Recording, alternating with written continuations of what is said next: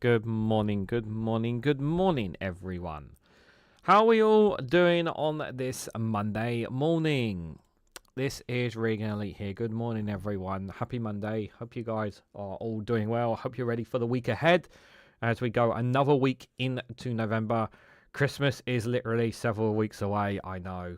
I'm dreading it. I've already started, guys, getting a few Christmas cards. Just a few. But not only that, my partner's birthday is 5 days before Christmas as well, so I have to treat that separately to Christmas. Otherwise, she will scorn me for a long time. But good. I hope you guys are all doing well. Welcome to Good Morning with Reganelite here. Over the next hour, guys, I will be giving you today's daily quota. We will look at the weather, both UK, Europe, and maybe even we'll have a look at across the world just to see what the weather map is saying. And we'll look at news from very different websites, such as The Guardian, Associated Press, BBC, Al Jazeera, Sky News, African News, among others. We'll just see what some of the headlines are going, and I'll share my thoughts, and you guys can share yours down in the comment section below as well. I see Ellie just came in just to press the like button, which is totally fine, my friend. Hope you have a great week, and anybody else who may be looking. The chat's very quiet. I think I think it's because quite a few people are still watching from Dave McGuinness' perspective. He's still going on, which is totally cool. But let's get started here, guys, because we've only got an hour to go. So here is today's one. Today's daily quota is right here. There it is. If you can see it there. Today's one, 17th of November there. Just so I always show these to you guys because it's not ones that I make up. Although if you do want to see the ones that I make up, you can check them out on Instagram.com/Reganelite. It's a non-political Instagram page if you guys are interested in it there. This one is from Howard S. Kushner, and it goes like this. Do things for people, not because of who they are or what they do in return, but because of who you are. Do things for people, not because of who they are or what they do in return, but because of who you are. I like that.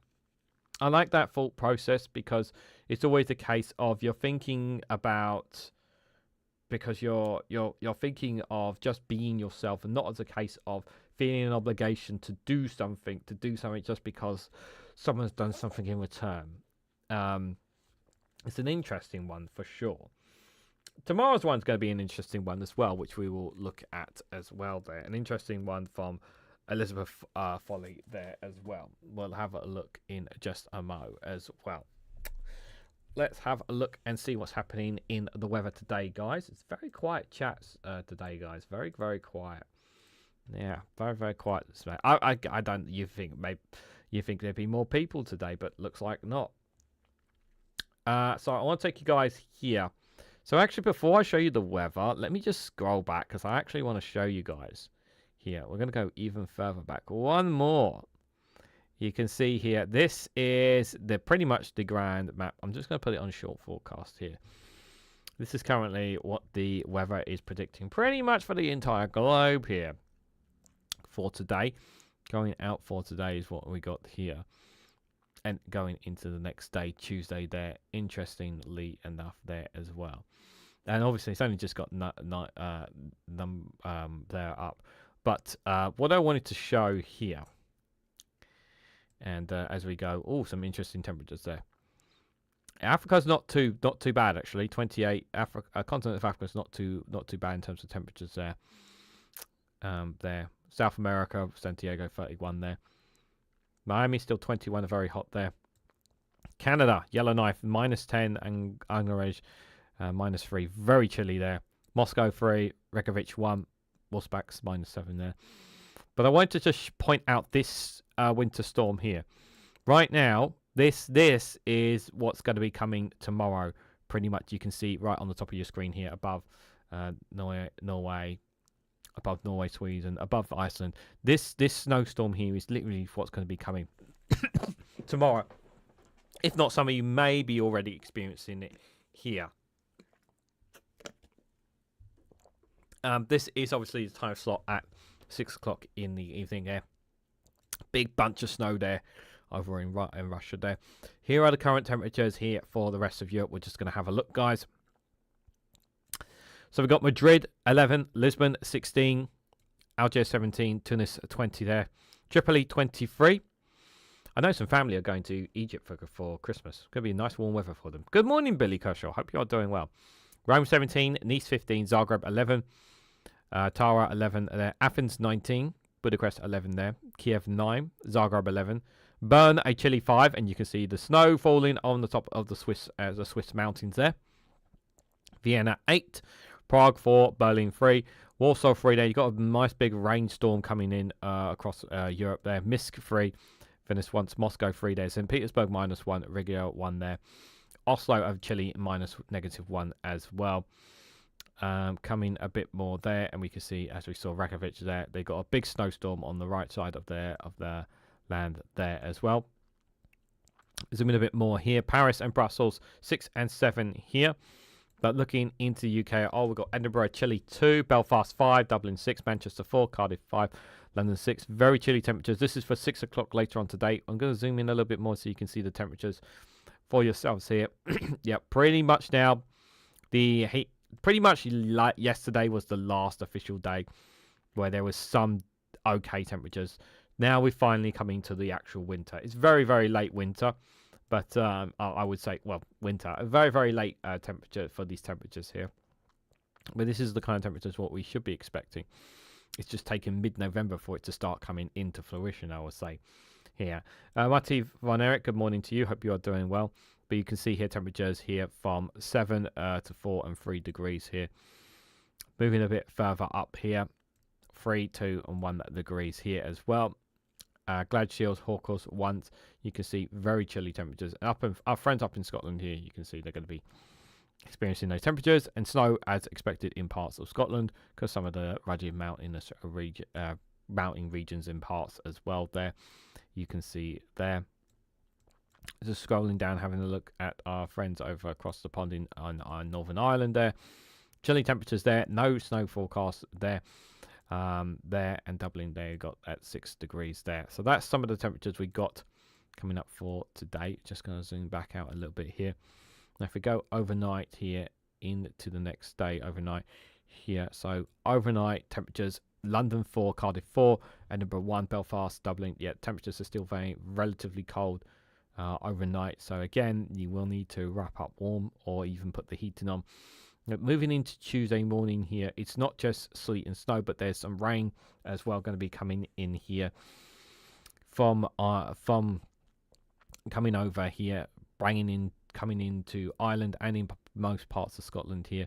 So they're going to be getting lots of snow and rain. So it's a combination of both. It's going to be dropping pretty much throughout the north of England, but mainly Scotland here in parts of the country there, which is going to be problematic for some people, but for others it's kind of like, well, we kind of expect these temperatures anyway, to be fair here. So parts of England are going to feel it, but not too badly here as well. Let me just scroll into Tuesday, 6 o'clock in the evening there. There will be parts of rain dropping, showers in some parts there, as we can see there. Moving overnight though into the next night overnight there, so you can see Tuesday night there, lots of snow forecast. But if you go midnight into the next day there, you can see that rain sleet is going to be dropping there overnight. On Thursday night there, apparently rain has disappeared, so I'm not sure if that's just an error or something. But remember that big snowstorm I told you about up the north? Yeah, it's pretty much really coming in here. So from the looks of it here, temperatures still remaining very chilly overnight, but going into the next morning there. So there will be some parts of Wales and England, parts of Northern Ireland there could be experiencing that sleet and snow in some parts there. But temperatures are remaining very chilly for all throughout there. Looks like it's not going to be any rain forecast on the looks of it. I'm a bit skeptical of it, but we'll see as time goes on there. And then finally, we just have a quick look at Thursday here before we'll keep an eye on it in the future there. Again, big patches of snow or sleet is expected as well overnight on Thursday day there as well. But this could be subject to change. it looks like most of that sleet and snow is going to come crashing into the rest of Europe there from the looks of it there later on in the week there. Interesting stuff there. So that is some of the weather we got forecast for the week ahead. So pretty much the premise is there will be some rain in some parts, which is to be expected. The warm weather is officially dead. It's going to be cold, cold, cold pretty much anywhere where you are in the UK now. Do wrap up warm, take precautions, drink plenty of warm water. If you're not got heating on, or if you've not got insulation, you're probably going to need that. Have plenty of blankets as well. I do recommend as well, like I always have a water bottle at my bedside. I always recommend still having one even in the cold climates, because it's actually having water can be very good for you even when it's warm. So I do keep one at your bedside is what I recommend as well. But yeah, just take all necessary precautions as you would expect, guys. So let's start from The Guardian here, guys. Let's see what they've got to be saying here. So Keir Starmer's braced for a backlash from Labour MPs as Starmer sets out the asylum plans UK Politics Live. So they also got asylum seekers' jewellery could be seized to pay for processing costs, says Home Office Minister. I'm going to comment on that. We'll have a look at that in just a second, just looking at some of these headlines. Shabir Mahmood warns Labour MPs' dark forces are stirring up anger over migration. The asylum system is out of control and dividing the country, says Home Secretary. Number 10 turns to influencers to reach audiences beyond the mainstream media there. Angela Rayner declines to rule out running for Labour leader. She condemns Indian fighting. And what changes to the UK asylum system are being proposed by Labour? So let me just comment on this one here. So I want to just make this point here. I just think that I don't understand this idea. Now, the Home Office Minister was kind of keen to play down this, but this sounds incredibly cruel to seize jewelry for processing costs. Like, the thing that angers me the most is that we are not using them as a means to be able to work for their means. Honestly, do not understand why we can't use them to why we can't have them working for our economy while their application is being processed, whether they get accepted or rejected. Like, why can we not use them as workforce? We have, unemployment is going up. Yeah, we want to knock unemployment down. We want, people want workers, right? Why not use these people? Like, why not use them? Like, again, like this, and you're seizing their jewelry. Like, it just seems so immoral and so wrong on so many levels. Alison Keir, good morning to you. Hope you are doing well. Thank you for the £2 super chat just to get the goal started. Thank you so much, my friend. I hope you are doing well. And anybody else lurking in the chats. So asylum seekers could have their jewellery and other valuables taken to pay for the cost of processing their cases, the Home Office Minister has said. In other details of changes to migration policy likely to cause concern among Labour MPs. Speaking to broadcasters before the formal announcement of sweeping changes to asylum policy today, the Home Office Minister, Alex Norris, said that while this would not involve seizing wedding rings, jewellery without sentimental value could be taken. Like, you're literally just towing the line here. Like, what is this? Like, how long before we start when do we start doing this for our own people, People who are on benefits and entitlements, going to start paying out of their own pocket, for things. Like, what is this? Like, this is just a joke. The idea was borrowed from Denmark's tough approach to asylum by Shabir Mahmood, the Home Secretary, in an attempt to reduce the numbers of refugees coming to the UK. While Mahmood has billed the changes as the only way to see off dark forces stirring up anger over migration, the number of Labour MPs are known to dislike some of the ideas, with at least one minister on resignation watch. Norris defended the confiscation of valuables from refugees, telling Sky News, at the moment the British public pay billions of pounds a year so that those seeking asylum who have already failed their applications can be supported in accommodating and their living. You can support them by allowing them to work. You don't want them being a burden on the public service. Let them work. Let them work. Put them in cleaning jobs. Put them in low income jobs so that they can contribute to the society while their application is being processed. You don't want them to be a burden on the taxpayer. Then let them work. Let them work. What part of this do you not understand?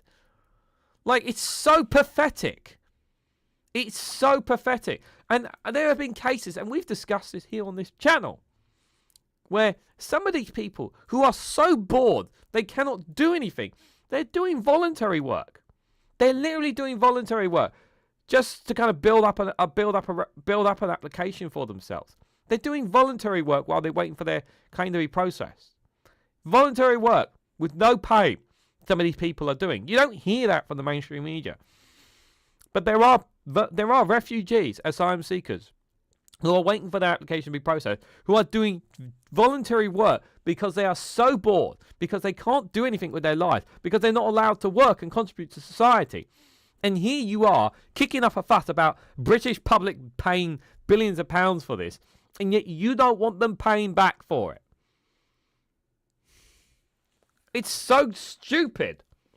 Again, we talk about, like, how many times has Zoe Gardner talked about safe and legal routes as well? How many times have we come around this point of where we need to have safe and legal routes for people to come so that they're not crossing on the boats? This is all pandering to Reform and Nigel Farage, Reform Russia. That's all this is doing. It's just pandering to the same people over and over again. Like, they can say all this rhetoric and they can do all this stuff. It's not going to change anything. It's not going to stop people coming over.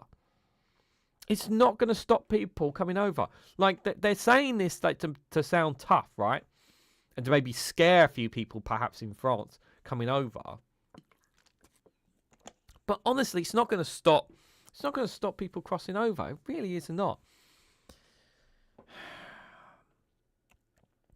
So, asked if jewellery without sentimental value could be taken, Norris said people should wait for Mama to set out their plans of House Commons on Monday afternoon.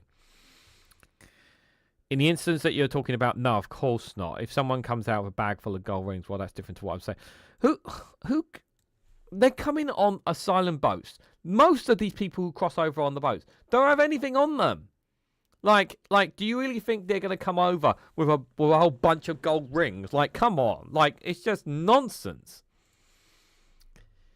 Norris also confirmed that countries that refuse to take back asylum seeker nationals could face diplomatic sanctions, such as restrictions on visas. Briefing to newspapers identified Angola, Namibia, and the Democratic Republic of Congo as among possible targets. There are a significant number of people who have been through the system. They've come to this country. They have an asylum claim rejected. They appeal it. That's been rejected and now in accommodation paid for by a taxpayer. Going nowhere fast. Terrible for those people. Terrible for us collectively. But the country of origin, which is a safe country, which often we have a returns agreement with, aren't doing their bit in helping us remove the citizens back to home. Stephen Banker, good morning to you. Hope you are doing well. I mean, like,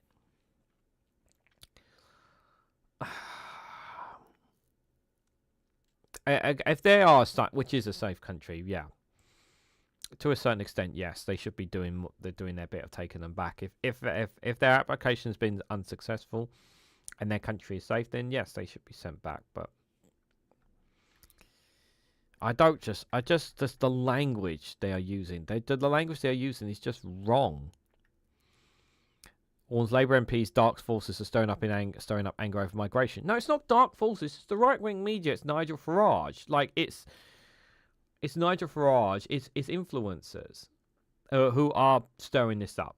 It's constantly the messaging going over and over again. It's not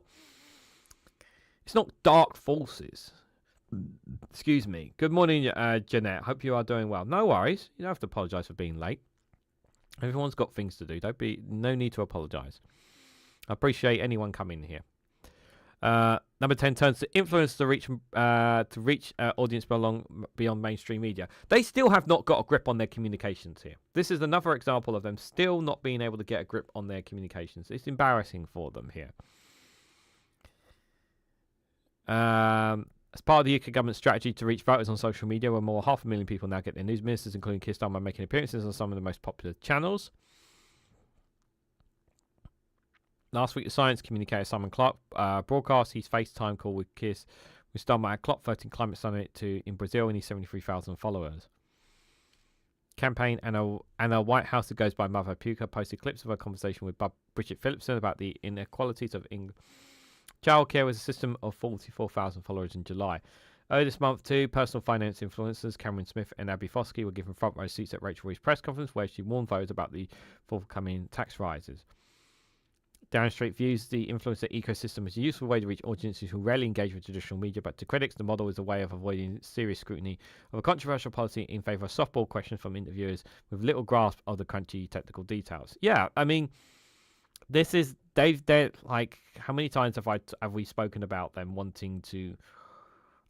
They need to get more themselves. Need to have more of an appearance on social media. Like, they're basically, like, I look at it like a bit like the Democrats and Biden. Like, they're still living in the realms of still old school media, and it's just like, you need to get a grip with the times. Like, you honestly need to get a grip with the times, and they still haven't gotten a grip with it. It's embarrassing. Like, the Green Party have done this. The Lib Dems, to a certain extent, have done okay, but they're not pushing enough of it, I would say. Because Ed Davies' stunts have been helpful to him, I will say. But the Conservatives have been bloody useless, and Reform have mastered it. Reform UK's social media team are absolutely works of art. They're geniuses. They know what they're doing. You know, this is the one thing they've got helping them, and it's not just that, they also are making so much money off the back of it all, and they are constantly gaining influence. Yes, of course, they do have their right-wing outlets that help, but the social media around Nigel Farage has been phenomenal. Like, you can't argue that. But where the hell are Labour? They're just nowhere to be seen here. They're just not reaching enough to young people. And again, how many times do we talk about inequality, cost of living crisis, like the next generation who feel left behind? That's why so many youngsters have turned away from Labour, because they don't feel like their lives are getting better. What else have we got here besides immigration? WPP shares leaped amidst takeover bids speculation. Advertising groups declined to comment on a report of interest from rival Havers and private equity groups Apollo and KKR. Reeves could allow holiday tax on English hotels and Airbnb stays. Holiday tax. Move to give mayors powers to raise funds through levies, but industry said it will ramp up prices and inflation. British holidaymakers could have to pay a nightly tax on hotel stays and Airbnb visits in plans expected to be announced by Rachel Reeves in the budget next week. The Chancellor is reportedly preparing to give major powers to raise taxes by charging tourists on the cost of overnight stays in their cities. The tax could raise hundreds of millions of pounds for mayors to invest in transport and public services, but it would represent a further blow to the hospitality industry, which is being squeezed by tax rises and extra unemployment costs announced in a large budget. This directly affects me. I am somebody who sometimes will travel. When I travelled to Glasgow, me and my partner travelled to Glasgow for wrestling show there. I'm literally next month I'm going to Manchester to watch a wrestling show there. I'm not going to Cardiff. They do have a wrestling show in Cardiff next month, but I'm not going to. But there's a chance that I may travel to. Like, I thought about next year doing maybe one, possibly two travels to shows next year with certain promotions, because I like to sometimes, it's quite fun to do. But for me, like, this just puts me off. This kind of thing puts me off, because it means I'm going to be paying more. And there's a lot of people who go out of their way to travel and stay overnight for all sorts of things, music festivals, bands, all kinds of things like that will stay overnight, not just as an actual holiday, but stay over for all sorts of events. And wrestling is one of mine. This would directly affect me. And again, like, this is hurting the hospitality industry, when at a time when people's purses and wallets are being squeezed, you're going to discourage more people from coming to events, when we should be doing the opposite. We should be encouraging them, and you're not encouraging them here by putting a tax on them. It's one thing to put a tax on people coming abroad. It's another to do it on own British holidaymakers here.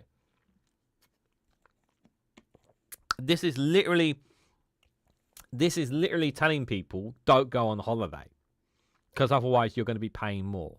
This is literally what Rachel Reeves is saying here. The trade body UK Hospitality represents thousands of restaurants, hotels and pubs. Said a tourism tax of 5% rate set by Edinburgh from next July will be an effective consumer tax of 27%. That figure includes the standard 20% on VAT on the hotel stay, as well as VAT on the holiday tax itself, making it one of the highest tourist taxes in Europe, trade body says. It estimates that a 5% holiday tax will cost Britons £518 million in additional costs.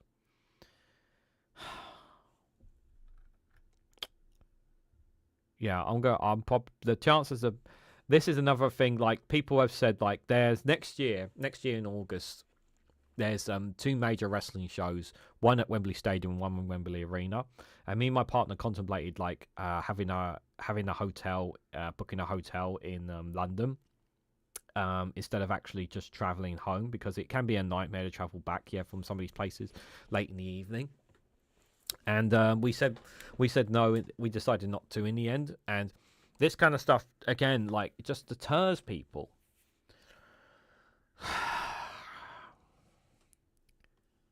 Brits will take more than 89 many minutes overnight trips to England and stay for a hotel of 255 nights. This is a bill we all have to pay. Will only serve to ramp up price and drive inflation.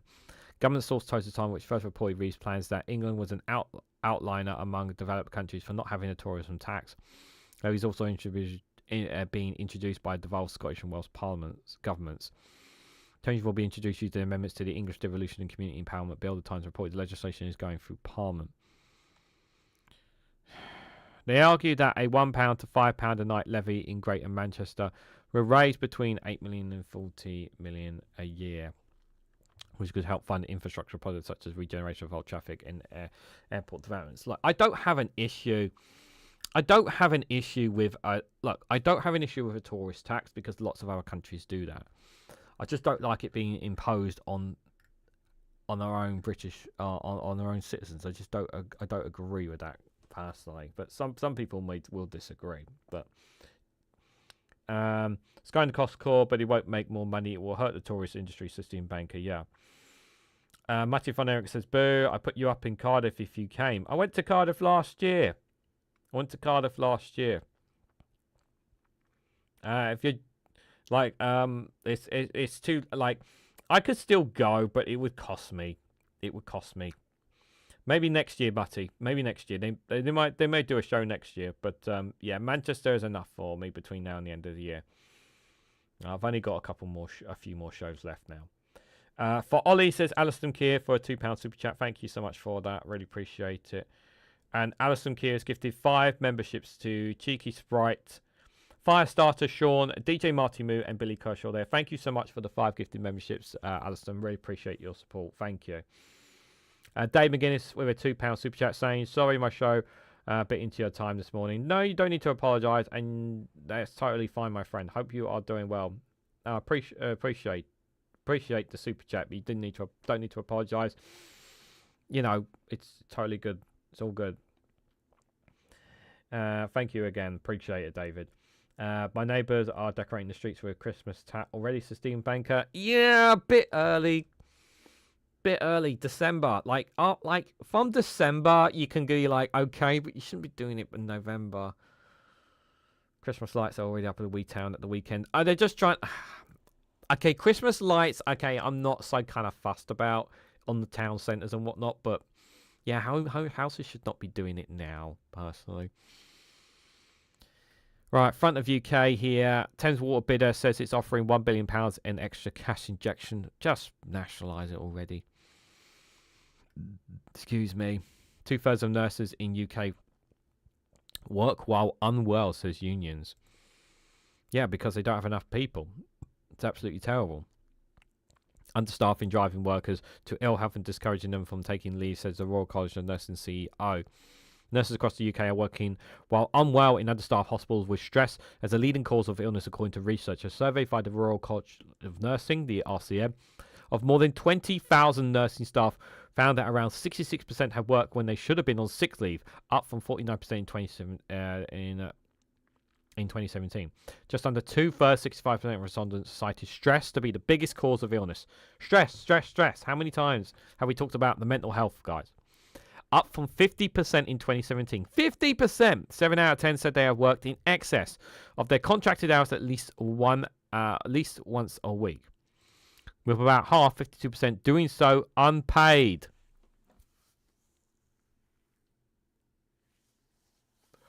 Unpaid. See, this here is the generosity of us.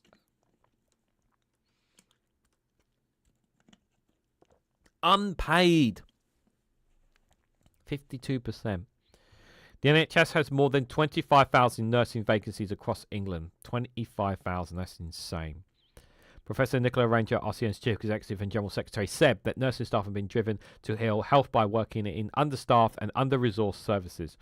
Nursing staff strive to do their best for every patient on every shift, but they are left with the impossible task of caring for dozens and sometimes over 100 at a time. The reality is they're not breaking. Many are already broken. That's so sad. These findings are yet more cold, hard evidence that there are simply too few nursing staff to meet growing demand. New and urgent investments desperately need to grow the nursing workforce, ensuring staff are able to work in a safe environment and patients get the best care. And this is where I go back to asking this question. Where is all the money, guys? Where is the money going? When they talk about record investment at the last budget, where is all this money? Because it's certainly not going towards the people. The RCN said it received an average of 6 calls a day from members regarding staffing levels in their place of work, with many citing burnout, panic attacks, and nightmares due to their working conditions. The unit is expected to receive 175 calls due to staffing issues by the end of this year, up from 1,837 in 2023. The survey also heard from staff regarding their experience of the unsustainable pressures they face due to ill health and understaffing. One NHS staff nurse in England told the RCN that they have developed a chronic illness related to stress but could not leave work due to the department being overwhelmed and overstretched and not wanting to add to that. Another staff in nursing in independent care homes said they were dreading going to work knowing that they would be short-staffed and would inevitably have to work over my hours unpaid to get everything done. I hate that. That's so depressing. For people there, it's so depressing. People have to work in these kind of situations. It's really horrifying there.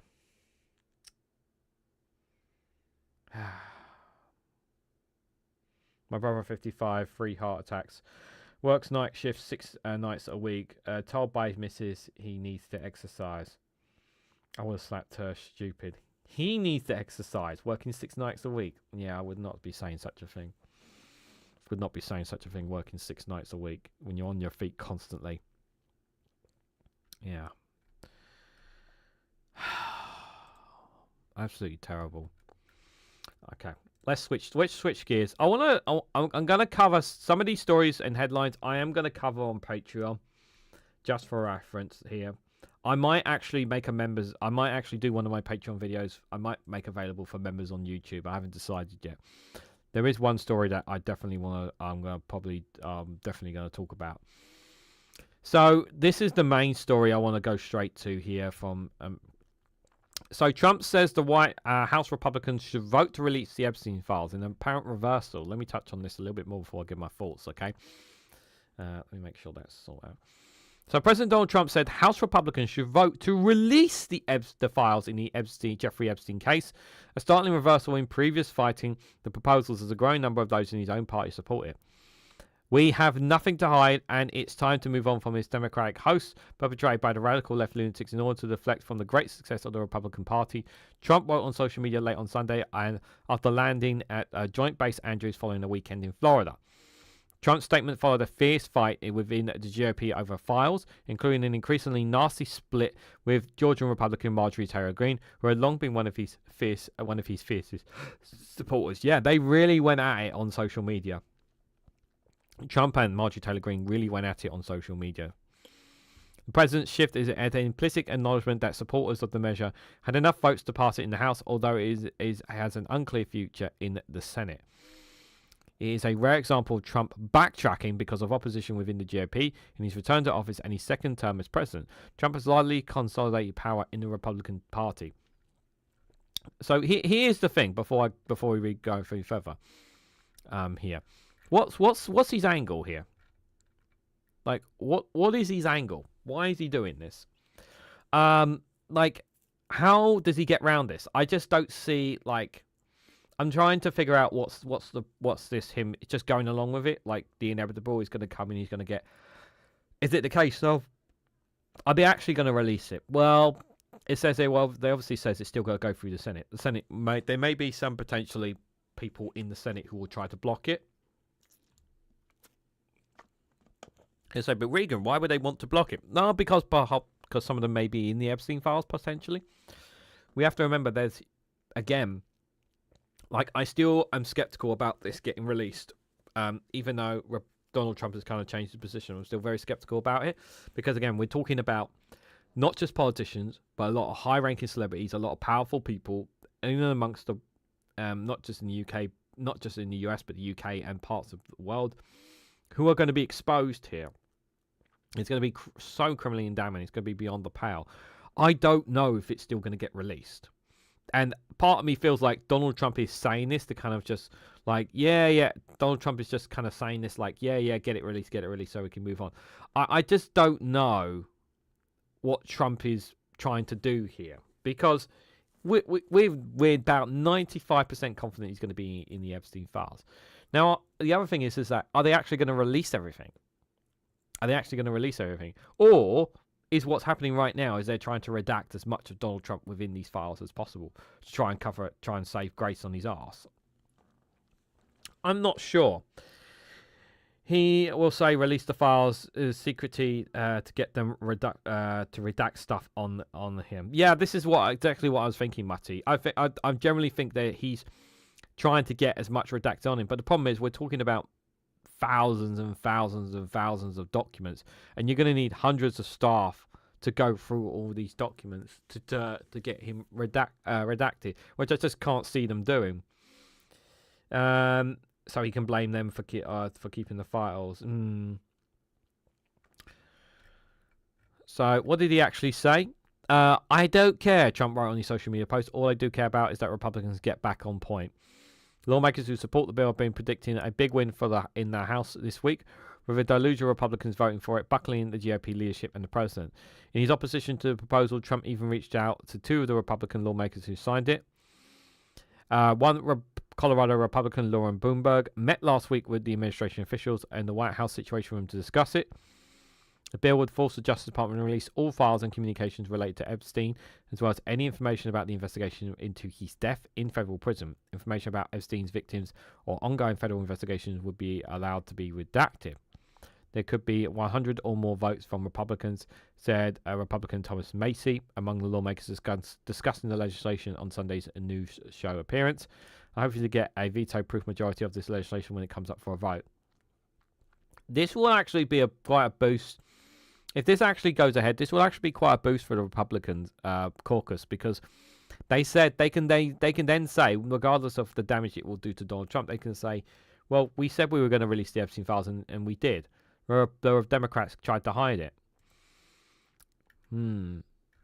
I don't know if I'm still skeptical about it coming out, guys. I'm still skeptical. Trump defends Tucker Carlson after interview with activists known for his anti-Semitic views. Trump's Republican Party insists there's no affordability crisis and dismisses election losses. This is wrong. There's an affordability crisis. This has been made not just by me, but many, many Americans have said this here. Yeah, to say that there's no affordability crisis is just nonsense. Like, there is definitely one here. A spat over Taiwan is threatening Japan, China ties there. Interesting. So I'm not going to cover it now, but I'm planning to do a video on this specific article here. So Donald Trump plans to meet with Zohran Mamdani, and he'll say they'll work something out with the New York mayor-elect. So I'm going to be doing a video on this one today, and I might put it up as members-only video. It's going to be it's going to be exclusive for Patreon, but I might make it available for YouTube members. Just for a week, so people can have a check out my thoughts on it. So I might do that. Not going to put it up as a normal video, no. Mike Pompeo becomes advisor to scrutinize Ukraine's defense company that is looking to boost missiles. Bangladesh tribunal sentences ousted leader to death for crimes against humanity. Wow. A special tribunal sentenced Bangladesh ousted Prime Minister Sheikh Hasina to death on charges of crimes against humanity for a crackdown on student uprising last year that killed hundreds of people, led to the toppling of her 15-year rule. It's also sentenced the former Home Minister to death for his involvement on the use of deadly force against protesters. Both of them fled to India last year and were sentenced in absentia. A third suspect was sentenced to 5 years in prison after becoming a state witness against Hassania and pleaded guilty. They were accused of killing of hundreds of people during a student uprising in July and August of 2024. The country's health advisor under the country's current interim government said more than 800 people were killed and about 14,000 were injured. However, the United Nations February report said up to 1,400 may have been killed. Assange said the charges are unjustified, arguing that she and Khan acted in good faith and were trying to minimize the loss of life. We lost control of the situation, but to characterize what happened as a premeditated assault on citizens is simply to misread the facts, she said on Monday in a statement denouncing the verdict. The verdict comes as the country still grapples with instability. Hassania was ousted on the 5th of August last year. Bangladesh's Nobel Peace Prize laureate Mohammed Yunus took over as the head of interim government 3 days after her fall. Yunus has vowed to punish Hassania and ban the activities of her Amwani League party. Some of those packed in the courtroom cheered when Moscow announced the death penalty for Hassania. He admonished them, telling them to express their feelings outside the courtroom. Many of the families of the killed and the injured during last year's uprising waiting for hours outside the tribunal of their verdict. It is unlikely that Hassina will return to Bangladesh to face her sentence. So she's not even in the country. India has not responded to a request for Bangladesh to extradite her to face the trial. The interim government beefed up security ahead of the verdict with paramilitary border guards and police deploying Dhaka as many and other parts of the country. Called for nationwide shutdown to protest the verdict. Called it biased and politically motivated in a statement. Cannot appeal the verdict unless she surrenders or is arrested within 30 days of the judgment. Yeah, I don't think she's coming back. Yeah, I don't know. So it looks like she's going to remain in exile for the rest of her life in India.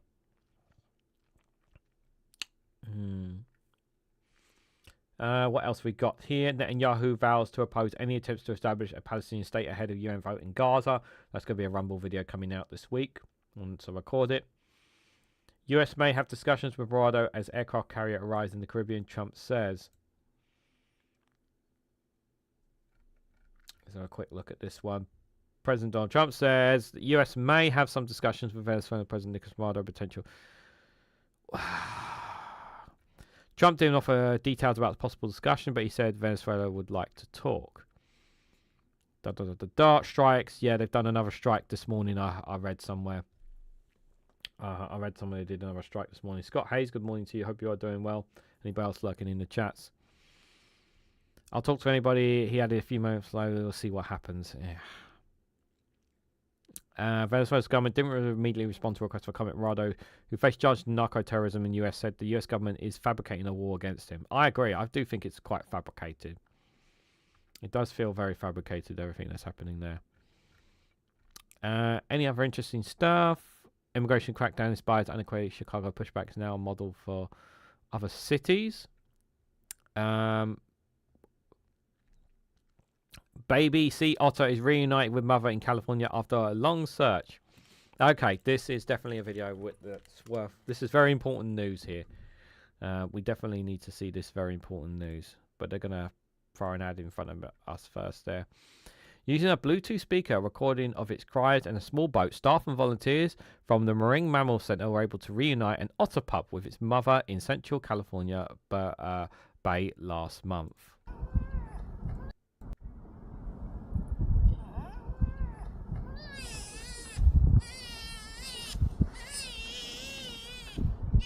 And so we got a call into our public hotline about a sea otter pup who had been likely separated from its mom. It had been vocalizing and screaming for about half an hour. We went down to the Morro Bay Harbor and located the pup, picked it up, got it into a carrier where it was safe and contained, made sure it wasn't overheating. They can overheat when they're taken out of the water really quickly.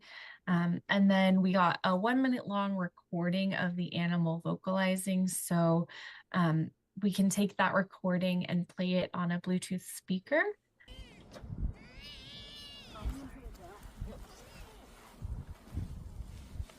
We actually looked for 2 hours of playing this recording over and over. Our intern had kept hitting play every once a minute when it would run out, and just looking for interested adults that maybe were approaching the boat, looked kind of frantic, um, and seemed like this was their pup and they were looking for it.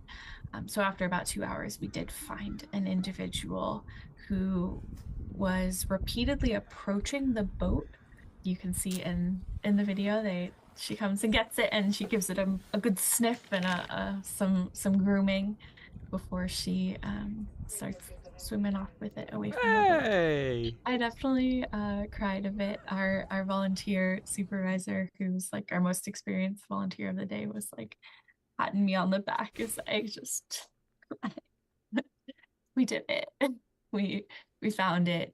It's just a really special moment to be able to reunite this threatened species with its mother, because every individual in this population is so important to keeping it going and bringing it back from that threat Humanity restored, guys. status. Absolutely. No, no, no, don't play, don't play, don't play, don't play. Humanity restored in DC and Banker. A lovely, well, a lovely story. That was definitely worth sharing. Definitely worth sharing, guys. Yeah, love that, love that, love that. Yeah, we always get lovely. I love stories like that. Really, really nice. Let's go back to reality. No. Both sides are reality there. Politics, BBC here. Trump says he will take legal action against BBC over Panorama Edit. Yeah, he says he will, but will he do it is another thing. MP quits Corbyn's new left-wing party amid infighting. Fast-track deportations to be announced as part of the asylum reforms. Yeah, a lot of old stories. A man has been found guilty of stalking Dame Penny Mordaunt. Oh my god, weirdo. Why would you stalk her? Weirdo. Real concern about political appointees on the BBC board. Yeah, no shoot. Front page of the UK here. Keyless car thieves devices used by criminals sell for 20k online. That's very concerning. China's investment spree in the UK gives it access to military-grade technology, the BBC has been told. Gangs buy haulage firms to steal lorry loads of goods. Parents arrested after complaining about school on WhatsApp, saying police have paid 20. What?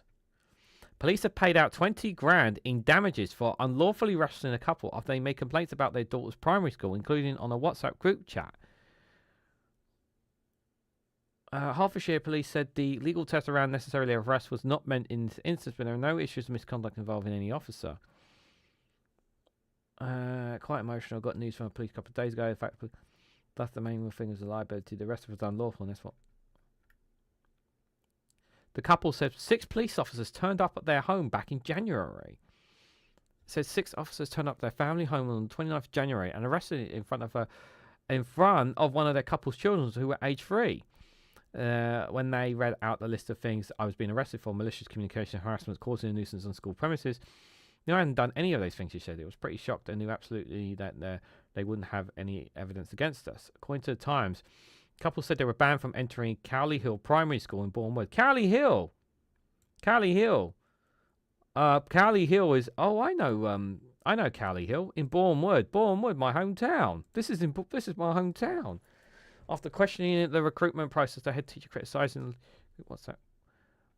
think I know that street. That looks familiar. Criticizing leadership and the parents said they emailed the school regularly following the ban to address issues relating to the needs of a disabled daughter who has epilepsy and neurodivergent. What? So what? Just they were criticizing. The school said it sought advice on the police after receiving high volumes of direct social media posts, which it said had been upset for staff, parents, and governors. A police officer issued a warning to the family in December, telling them to take the daughter out of school, which they did the next month. But a week after that, said the 6 officers turned up at his home. Councillor said denied using abusive, threatening language even in private. Unless we see what the thing is, unless we actually see what they've said, the context of what they said, it's we don't know for sure. I'll come to that super chat in a moment, Alistair. Sorry, bear with me. When that was used in context with us, and actually told us that what we said was so terrible because they never felt disclosed to WhatsApp that we got a hold of. Yep, that's Cowley Hill Primary School. Man, they still have never updated those buildings. I look back, those spaces been confined was rising one senior person at the school, a control freak, and that was the strongest remarks that we could find. I don't trust in the police. I'm angry mostly for my children, one of whom witnessed the arrest. Unless you've got, yeah, I'm very skeptical about this because there's two sides of this story. Like, there's the side of me that is, what evidence do they have that they've been harassing and whatnot here? Now, it does say here that it does say, where is it? The school has sought advice from police after receiving from social media posts, which is said to have been upsetting for. So I don't know how much they have been involved here, because this is a quite important context here. So they've been getting staff, parents, and governors have been from this. So I don't know how much of this is true. There's a side of it I feel like, you can't just, you can't be abusing teachers and whatnot, but there's no evidence. I've not seen any evidence, and we don't know the context of what they've said. But at the same time as well, it's like the police arresting them in the way that they did is pretty despicable. Absolutely despicable. Yeah. And yeah, that's £20,000 of taxpayer money wasted. And I do say wasted on something like this as well. So I just don't see why they did this at all. Thank you, Alison Keir, for the £2 super chat. Yep, just one more to go for the target. Thank you so much. All hail the DPR. All hail DPR indeed. See what you guys are saying. Nobody's saying anything about this. I remember leaning over the Connell Bridge watching otters. Marvellous, as Billy Kershaw. Yeah, they're lovely, aren't they? Absolutely lovely. No worries for being late, Martin. It's fine. I appreciate you popping in nonetheless. Any other stories here? Oh yeah, let me touch on this story because I got to touch on this story. This I've got to touch on this story, guys, because I've been hearing about this non-stop from family members. So Sky Sports axes its sexist TikTok channel Halo after 3 days. So Sky Sports has scrapped its new female-focused TikTok channel, Halo, after it faced backlash online with its posts described as patronising and sexist. In a statement posted on social media on Saturday night, the broadcaster said it didn't get it right and that it would be stopping all activity on the account. The channel, which was only announced on Thursday, was described by the broadcaster as an inclusive, dedicated platform for women to enjoy, explore content from all sports while amplifying female voices and perspective. However, many on social media criticised the Little Sister account, which talked about hot girls' walks and matrimony in its content. In its inception, Sky said Halo aims to bring a welcoming community for female fans, whether casual or committed, through fun, trend-led and relatable content. One post saw a clip of Manchester City player to score, given the captain. Okay. Viewers argued the posts were infantilizing, undermining the work done over the past few years to put women's sports in the spotlight. Yeah, this here's the thing, I'm all for I'm all for women having their spaces and whatnot, and fine. But this here, what you're kind of doing here, and one of the biggest criticisms that I heard, and I agree with them, is that you're separating men and women in the sport, and that's not helping anyone in any way, shape, or form. This was an embarrassing attempt to try and an embarrassing attempt to try and encourage more women into the sport. And don't get me wrong, we want to be encouraging more women into the sport, but this is not the way to do it. This is not the way to do it. I'll give you. There is a AEW, which is the big wrestling company promotion that I'm a fan of. They have a thing called AEW Heels. Okay, it's similar. It's not the same as Halo, but what they do is that every month or two, or only women can sign up for it, and only women can sign up to All Elite Heels, and only once a month, they have and they don't do a lot of activity. They don't do a lot of activity online, social media wise. But what they do once a month is that they have these big online meetings with a star from AEW, and then you have the host of the women, and then all women's fans can participate in it as well. So they have a bit of an inclusion themselves, but it doesn't take away from men and women in the sport as well, sort of thing. So. But this here is going against that trend, I feel. There, I've encouraged my partner to join AEW Heels, but she's not been keen on it because I hear nothing but positive things about it. Schools and PA groups, they tend to be very defensive, except parents are rightly concerned about something. Don't question us, we're the experts. Yeah, I totally understand that. I totally understand it. Sometimes you just got to let them do their job, you know. You just got to let them do the job, you know. Wow, have we really gone? Oh my God, we've spent way too much time talking. I've spent way too much talking. I've barely covered a lot here today, guys. I apologise. Let's have a quick look at Al Jazeera. Wow, I've only got 4 minutes left. I had loads more to look at, but it looks like I'm not going to have time.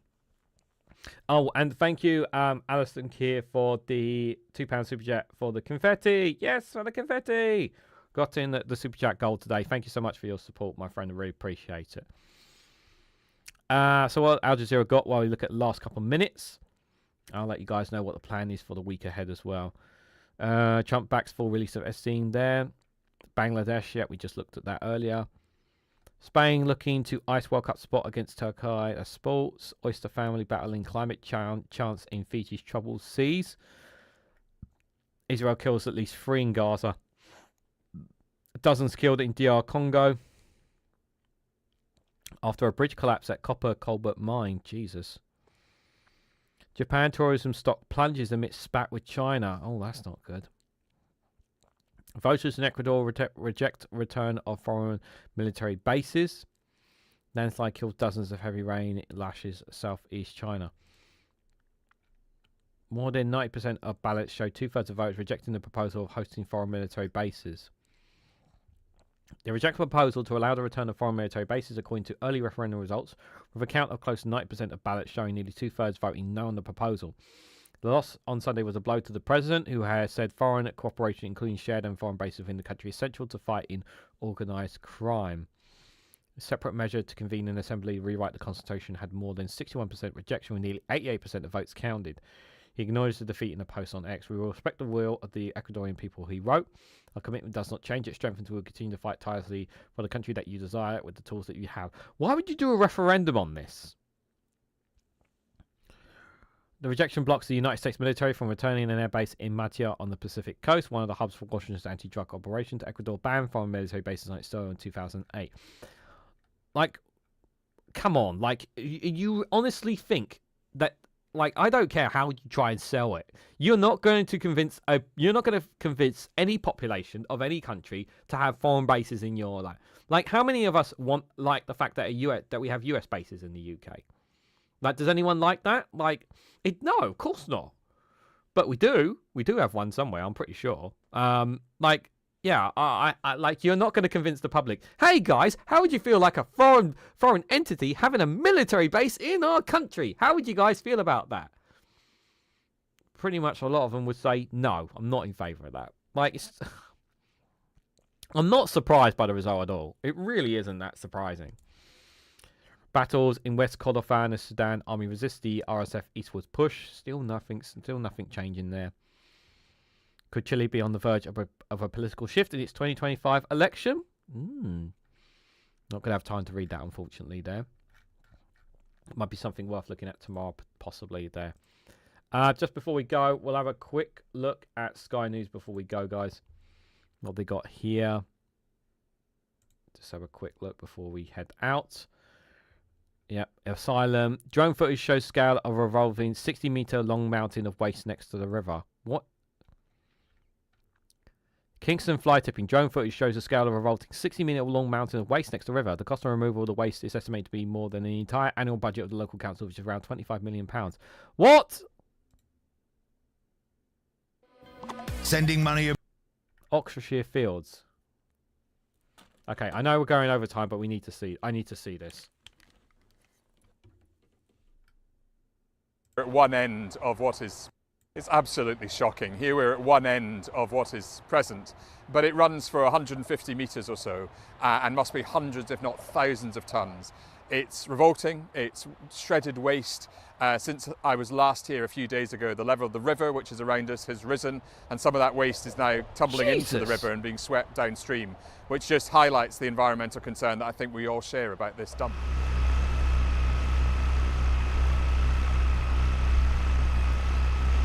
Well, we believe this must have been the work of organised criminal gangs. To be able to move this amount of waste at this kind of scale isn't the kind of thing that is a regular fly tipper getting rid of a sofa out the back of a white van. Jesus Christ.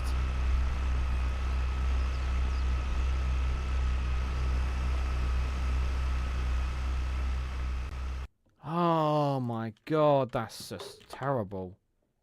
Unbelievable. Unbelievable. Absolutely devastating, guys. Well, we'll touch on other stories as well tonight. So just a quick reminder before we go out, I will be live streaming tonight at 8 o'clock for another Reganelite's Viewpoint. We'll be looking at news from the UK specifically. So if you guys want to join me for that show tonight, please feel free to do so. I'll also be going live on Tuesday at 6 o'clock for another global news. We'll be looking at news from outside the UK. Wednesday, I will be doing another watch-along show as well. So if you guys want to join me for that, feel free to do so. I may do Prime Minister's questions after a Good Morning show. That's something I've been thinking about I might just do, going a straight 2 hours. So that's something I may possibly consider doing as well. If you guys are interested in that, let me know as a possibility. I may do that as well. As for Thursday, I'm looking to get a guest on to talk about things that's going on. It will be short notice, but rather than doing a live stream on conflicts or America, I think that would be more interesting if I could bring a guest on and we could just talk about what's been happening in the news there. So potentially doing that. And as always, guys, throughout the weekday between today and Friday, every day, I'll be doing another Good Morning show at 11 a.m. So if you could join me for that, please feel free to join me the rest of the week. But thank you guys all for coming along. Thank you guys for all your comments. Thank you, Alison Keir, for the super chats and gifted memberships. Enjoy the rest of your week, whatever you guys are doing. Stay warm, look after yourselves, and on your way out, if you can for me, please hit that like button, share this across social media, consider subscribing to the channel, help me get to 2,500 subscribers before the end of the year. It'd be greatly appreciated, and do check out links for other stuff down in the description below. So thank you all so much for watching, and I hope to catch you all very, very soon.